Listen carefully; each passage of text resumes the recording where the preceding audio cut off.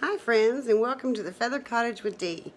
Today I'm finally getting my Mardi Gras Tray challenge up.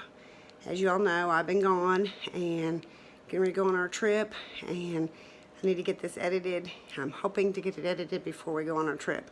But I just wanted to show you my tray really quick. I'm not showing me putting it together. I didn't think to do that.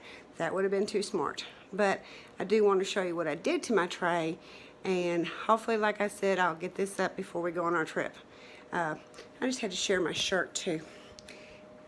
I got this shirt earlier this spring and I absolutely love it. But at any rate, I hope you all have a great day, and I appreciate you stopping by and watching. And Mardi Gras is in kickoff. We should be catching some of the parades, I hope, when we go down to New Orleans for our cruise. So I'm going to turn the camera around and let you see what I did with my tray. This is the overview of my tray. And I'm going to start over here on the left and work to my right. This lantern I've had for years, and I collect fleur-de-lis.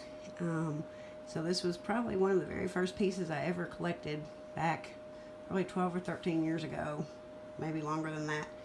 But I made a funky bow for it out of the Mardi Gras colors, and just stuck a Dollar Tree mask up there and some feathers down the bottom with a candle.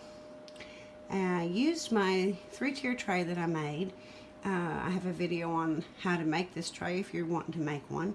In the bottom, I just have some Mardi Gras beads. My granddaughter added those. Just some Mardi Gras feathers down here to hide. I have my king cake, which I got to get made. I'm going to be doing a video on that, I hope. I need to make it. And then I have my little Mardi Gras bead that has this on it. Well, it's beads, and that hangs on it. And then the second tier, I have my fleur-de-lis salt and pepper shakers with more Mardi Gras beads. And this is why I had to use this tray. This is a mask I got in New Orleans a little bit ago, and it's very heavy. And so I had to use this tray so that I could tie it on.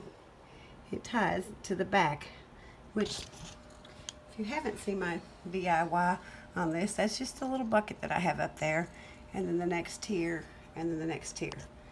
And these were all made out of items from the farm supply store, or the tier tray was made from items of the farm supply store. But this is my overall Mardi Gras mask, and the beads, and the tray, and then I added the candle and the bow.